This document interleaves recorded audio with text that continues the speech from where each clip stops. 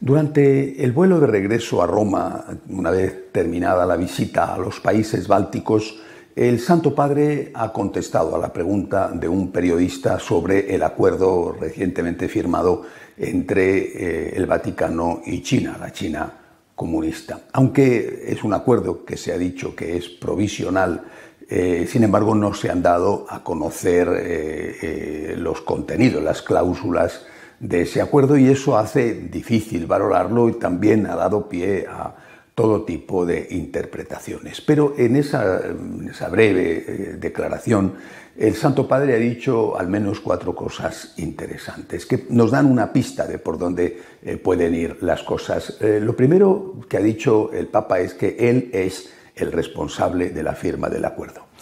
Es lógico, es natural, él es el Papa. Pero también de esa manera quiere quitar presión y salvar un poco al cardenal Parolin, secretario de Estado, que había sido acusado por el cardenal Zen, obispo emérito de Hong Kong, de ser el responsable de la firma del acuerdo e incluso había pedido su dimisión. El Papa dice: aquí el responsable soy yo. En segundo lugar, ha dicho que el acuerdo es fruto de una larguísima negociación que empezó con Juan Pablo II, con Benedicto XVI, que ha tenido sus avances y sus retrocesos, pero que queda claro, el Papa quería que quedara claro que la última palabra sobre el nombramiento de obispos la iba a tener él. En tercer lugar, el Papa se ha referido a la cuestión de los 8 obispos de la Iglesia patriótica, de la Iglesia fiel al comunismo, que estaban excomulgados, uno de ellos ya fallecido, pero había pedido antes de morir reintegrarse a la comunión con el Papa. Y el Papa ha levantado la excomunión a esos obispos, incluso al fallecido, aunque de 2 de ellos hay insistentes rumores en que viven en una situación irregular con mujer y con hijos. Y él también ha dicho que ha mirado caso por caso cada uno de estas situaciones y que ha decidido a todos ellos levantarles la excomunión. Y la última cosa que ha dicho el Papa es aludido, ¿no?, a que esto no sería una situación nueva en la Iglesia, sino que ha habido ya otras, y ha hablado del llamado privilegio o derecho de presentación que tenían, entre otras, la corona española, la monarquía española. Otras monarquías europeas también tenían este privilegio de presentación. En cualquier caso, como el acuerdo no ha sido hecho público, simplemente se ha anunciado que existe y que es provisional, repito, hay muchas cosas que se ignoran. Por ejemplo, que va a crearse una conferencia episcopal que va a ser de los obispos hasta ahora clandestinos porque eran fieles al Papa. ¿Y qué va a ser de las parroquias? O sea, que esos párrocos de la iglesia clandestina van a desaparecer si no aceptan los nuevos obispos que les impongan. ¿Qué va a ocurrir? Es decir, sobre todo eso no se sabe absolutamente nada. Pero sí conviene hablar algo sobre ese privilegio o derecho de presentación de la monarquía española. Fue concedido por el Papa a los reyes católicos a petición de estos y por un motivo: para evitar que el luteranismo, aún no había surgido la reforma de Lutero, pero ya había mucha inquietud por la reforma de la Iglesia y la necesidad de esa reforma de la Iglesia. De hecho, la llevó a cabo en España el cardenal Cisneros, que fue regente del Reino de Castilla a la muerte de Isabel, pero que era el hombre de confianza de Isabel la Católica. Había que reformar el clero y a los reyes católicos y también al Papa les pareció lo mejor que ellos, que estaban más cerca del terreno, pudieran tener algo de control sobre el nombramiento de las dignidades eclesiásticas y sobre todo del nombramiento de obispos. Y por eso el Papa les concedió que ellos presentaran una terna, cuando hubiera un obispado vacante, que ellos presentaran una terna y el Papa de la terna elegía el obispo que considerara más oportuno. Esto después se amplió a la América hispana, llegando a cualquier tipo de nombramiento, incluso el de párroco canónigo de una catedral. Los obispos los presentaba el rey al Papa, también para la América hispana, mientras que los cargos en la América hispana eran presentados por el Consejo de Indias, eran presentados al obispo correspondiente, pero siempre era el mismo proceso: una terna para párroco y el obispo decidía quién de los 3 tenía que ser el párroco. Bueno, hay que recordar que de este acuerdo salieron grandes, extraordinarios obispos para América Latina, muchos de los cuales son santos. Esto terminó con el final del régimen de Franco, hubo una interrupción durante la época de la Segunda República, y en los acuerdos Iglesia-Estado de España de 1978 ya no se recoge este privilegio de presentación. Se quiso quitar porque no se veía acorde con los signos de los tiempos y con lo que enseñaba el Concilio Vaticano II. Más gravoso para la Iglesia fue el acuerdo conseguido por Napoleón, arrancado casi por Napoleón al Papa Pío VII.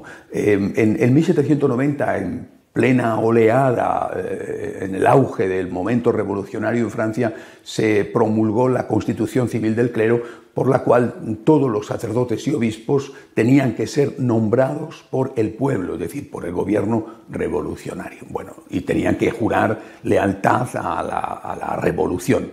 Muchos sacerdotes y muchos obispos no quisieron aceptar esto y entonces fueron perseguidos. Esta persecución realmente fue sangrienta en algunas regiones, por ejemplo en la Vendée, una de las regiones más católicas de Francia, todavía hoy una de las regiones más católicas de Francia. Bueno, cuando Napoleón da su golpe de Estado y llega, se nombra primer cónsul, más tarde ya se nombrará emperador, él se da cuenta de que tiene que solucionar este conflicto interno que está dividiendo Francia, que es de mayoría católica, pero también se da cuenta de que el estar enfrentado con la Iglesia favorece a sus enemigos, los monárquicos. Y entonces hace una jugada política realmente brillante para él, que es llegar a un acuerdo con el Papa, con Pío VII. Ese acuerdo era terrible para la Iglesia, pero a la vez le daba unas posibilidades de tener paz y de poder evangelizar. El acuerdo consistía, no como en el caso del derecho de presentación de España, que el rey presentaba 3 y el Papa elegía 1, sino que el acuerdo consistía en que directamente Napoleón, es decir, el primer cónsul, nombraba al obispo. No había, te presento 3 y tú eliges 1, sino yo nombro al obispo. Ese obispo tenía que jurar, antes de tomar posesión, fidelidad a la República, es decir, fidelidad al gobierno francés. Y el Papa lo único que hacía era investir, es decir, nombrado el obispo por Napoleón, el Papa investía, es decir, el Papa le daba la autoridad canónica. Era una forma de salvar la figura. Bueno, cabe la posibilidad de que esto sea lo que pueda suceder en China.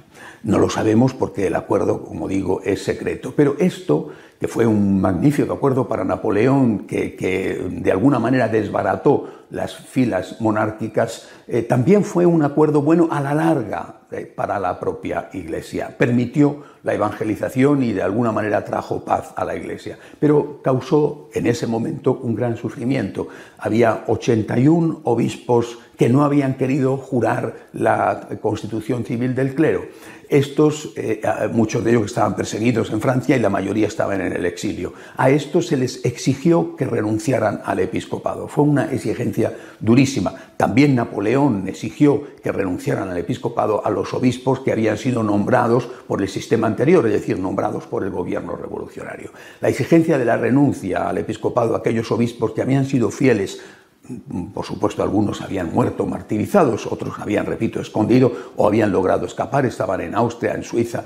La exigencia de la renuncia fue muy dura e incluso 38 de ellos se negaron a aceptar, a presentar esa renuncia, a aceptar el acuerdo y fundaron un cisma que todavía hoy subsiste, la llamada Petite Église, la pequeña iglesia que subsiste, es muy pequeña, se habla de unos 4.000 fieles y que ya no tienen sacerdotes, pero siguen sintiéndose herederos de aquella iglesia que no quiso jurar fidelidad a la Revolución Francesa y en aquel caso que quiso jurar fidelidad a Napoleón. Dios quiera que esto no suceda, aunque ya el cardenal Zen ha dicho que cabe esta posibilidad. Creo que hay que insistir en este momento de confusión en que no estamos ante una cuestión dogmática. Estamos ante una cuestión de gobierno. Esto es importante dejarlo claro. No estamos discutiendo, como en otras ocasiones, sobre los homosexuales o sobre las parejas no casadas o sobre los divorciados vueltos a casar. No estamos discutiendo de cuestiones de fe o de moral. Estamos hablando de un acto de gobierno y es importante tener en cuenta que la historia es la que juzga este tipo de cosas. No tenemos datos, por lo tanto, hacer un juicio premeditado, precipitado en un sentido o en otro es, creo yo, demasiado arriesgado. Le han preguntado a un experto en las relaciones entre China y el Vaticano, el profesor italiano Francesco Sicci, que qué opinaba él sobre el asunto, y a mí personalmente me parece una respuesta bastante comedida y correcta. Ha dicho, con un poco de humor, ha dicho que vivirá, vedrá, el que viva lo verá, la historia juzgará, ha dicho. Pero no podemos decir que porque hay riesgo de lluvia no debemos salir a la calle. Lo mejor es salir a la calle y llevarse un paraguas. Bueno, yo creo que esta postura es la que debemos tener en este momento los católicos delante de esta situación que es compleja, todo el mundo entiende que es muy arriesgada, que el Papa está arriesgando mucho, pero repito, es un acto de gobierno y él es el Papa.